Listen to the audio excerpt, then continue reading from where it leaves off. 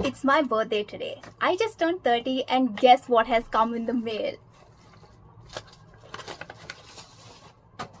Emily Henry's Great Big Beautiful Life. You guys, you have no idea just how much I was looking forward to reading this book.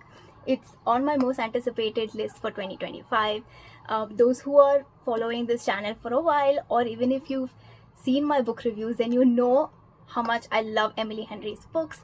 They're so soulful, they're heartfelt, and their characters make you feel something. They're so relatable. So I am super excited to be reading this. Let's take a moment to appreciate this cover. Emily Henry's stories are so full of life, they're bright and hopeful and have this healing magic in them. The covers do reflect that. This is a giant floppy paperback that I know I'm gonna have lots of fun annotating and making notes in. Big thanks to the Penguin India team for sending across this review copy. You guys have literally made my month. I hope you guys enjoy watching this reading vlog and comment below, let me know which one is your favorite Emily Henry book so far. For me, it's a tough fight between book lovers and funny story.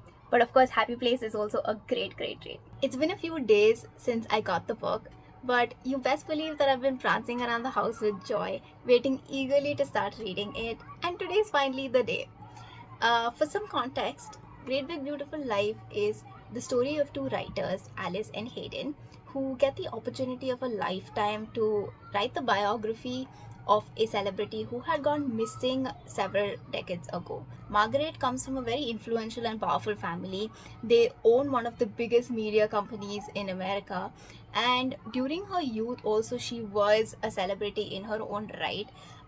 She was in the news a lot. She moved around in powerful, wealthy circles. There's also some mystery to her story. So, both Alice and Hayden are eager to piece the puzzle together and figure out Margaret's story. That's the premise of this book. As you can see, there's a lot of rivalry, there's competition, and there's also some suspense about what really happened to Margaret and, why she went missing all those years ago. I love books that are about books or about writers, and Emily Henry's been doing quite a bit of that recently, which no complaints about. We can have more of that.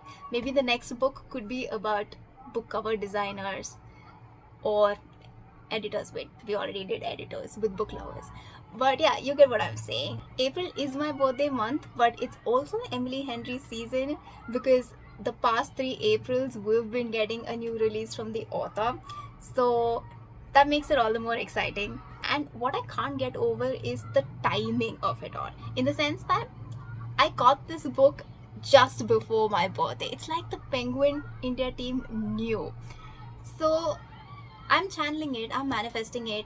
Great Big Beautiful Life is going to be the theme of my 30s. This is going to be a non-spoiler reading vlog, but in case there's something I do want to say, I will let you guys know in advance.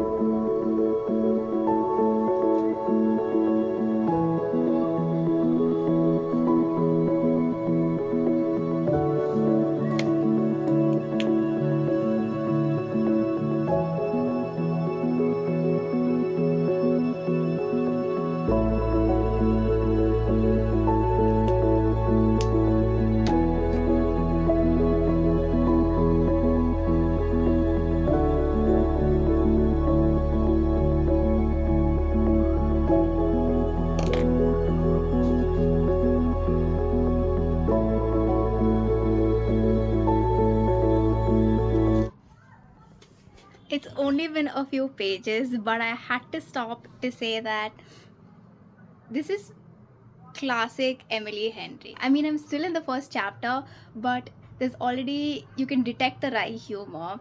There's a lot of sensory information. It's very vivid writing. The protagonist is real, she's relatable, her vulnerabilities are laid bare. I think I'm gonna like Alice Scott a lot.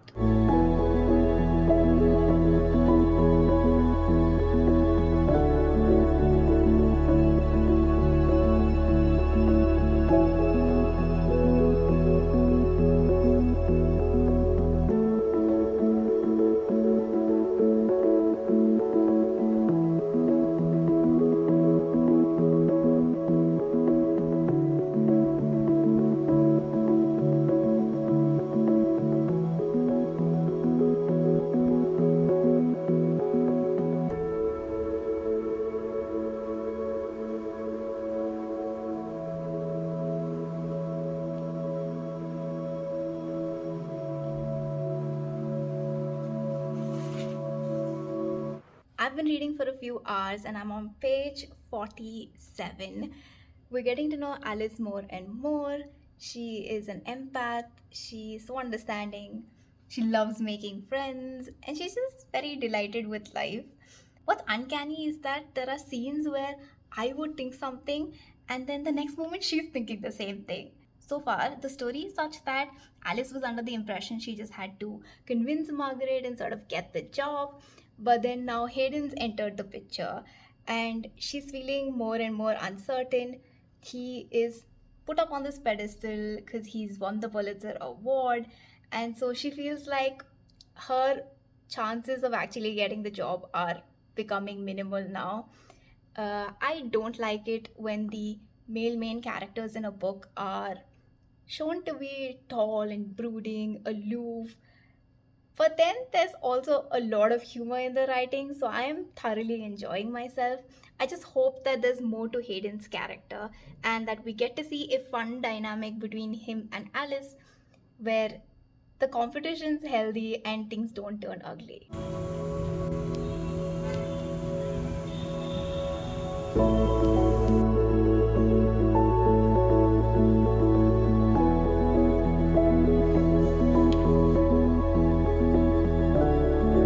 I had such a good reading day yesterday. I was only planning to read about 100 pages or so because I had some work.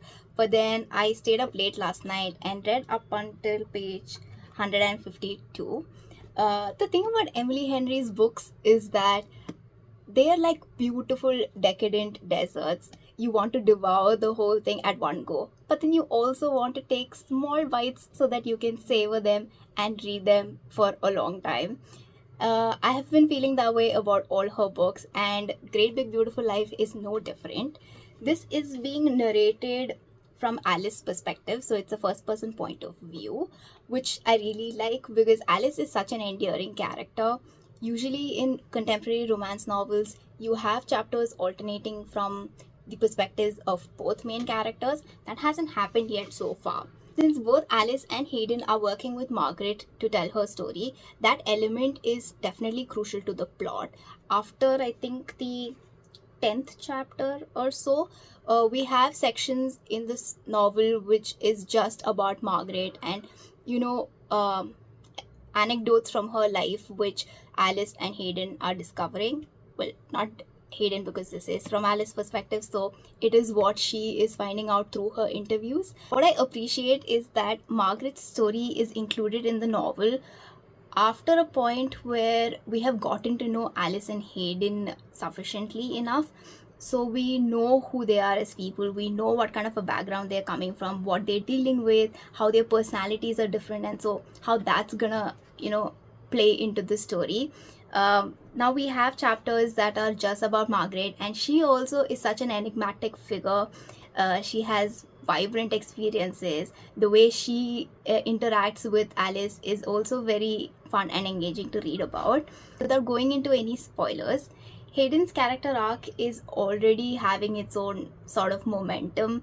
In the beginning, he is like a tough cookie, and then there's a part where he and Alice fall into a very natural friendship, and I really liked reading that. Then some stuff happens, and we're not too sure again. So I don't exactly know how to feel about Hayden's character yet because it's still too early to tell. But Alice is another protagonist that I'm definitely going to remember for a long, long time. She's such a sweetheart.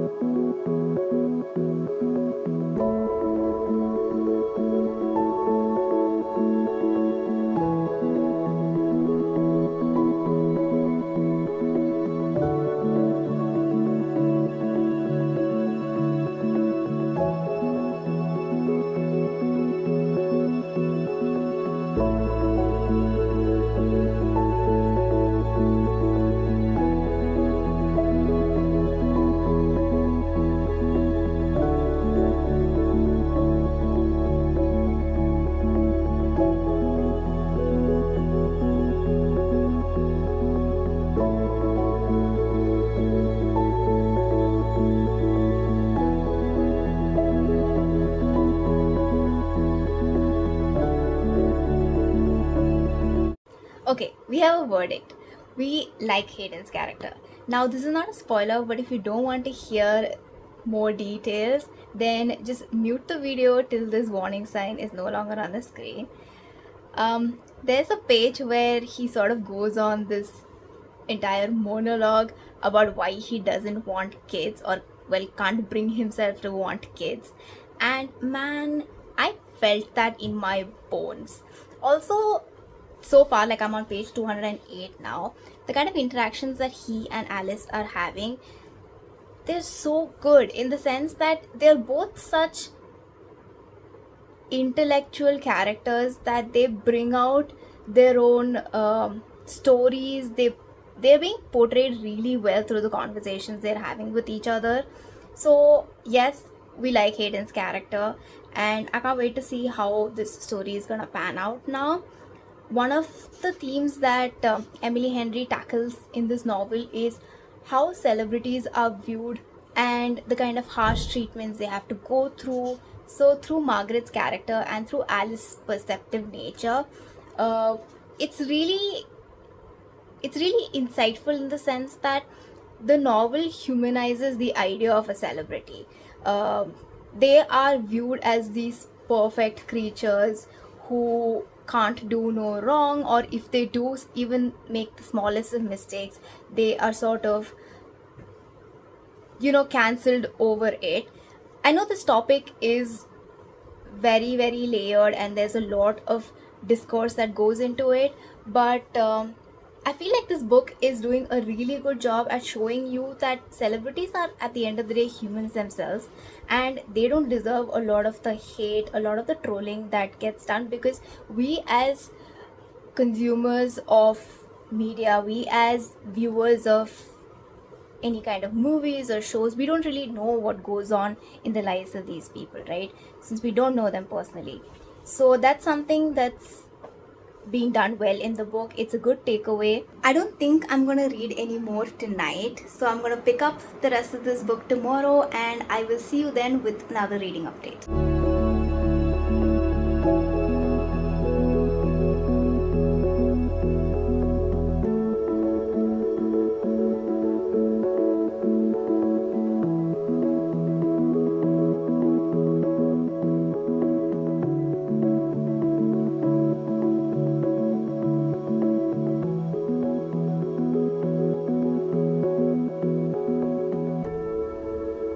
I just went shopping today, and Bangalore is getting so sunny and warm. I don't understand how Alice likes such weather.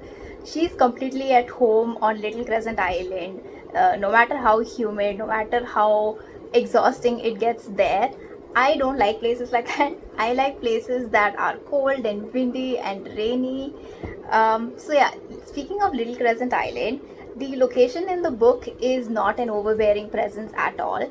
It's more subtle, it's atmospheric for sure, but it lends a comforting tone to the story. I'm done with almost 3/4 of the book, but I'm now actually getting a little confused as to where Margaret's story is going, in the sense that there's a lot of information there about her family history, the kind of scandals they were in, what her great grandfather have done or accomplished. And so at this point, I don't know what all of this leads up to, where the author's going with this. So it's starting to sort of take away from Alice and Hayden's relationship or the romance angle that's built into this story. If you take a look at the annotations I have made in the book, it starts out being funny, and then now there are a lot more passages that are emotional, a little bit serious, some food for thought.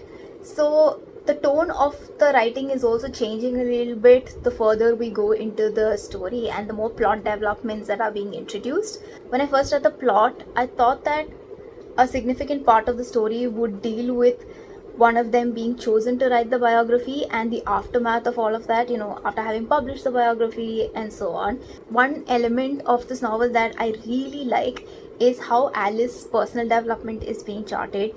The grief she feels over the loss of a loved one, the sense of loneliness, or maybe even feeling estranged from her family, all of that comes across beautifully, and Emily Henry's writing is just, it's god tier.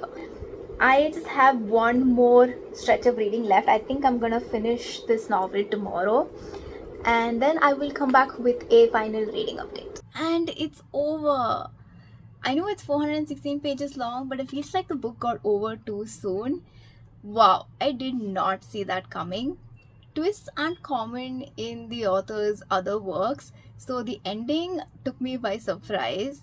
Suddenly, it felt like Alice Feeney had stepped in for a quick author collaboration with her, which, now that I'm thinking of it, is actually a great idea. Can we please make that happen? The writing is so immersive and beautiful. When Emily Henry is telling a story, you can't just be a passive reader. She takes you along and makes sure that you're present as the story is unfolding. You know what Thunderstorm feels like. You can envision sitting on a beach and watching the sunset in a country you've never been to. Great Big Beautiful Life is funny and emotional. It has good banter, it also has a great message. But do I like Alice and Hayden as a couple more than Nora and Charlie, or even Daphne and Miles? No. That said, their story is meaningful and so absolutely worth the read.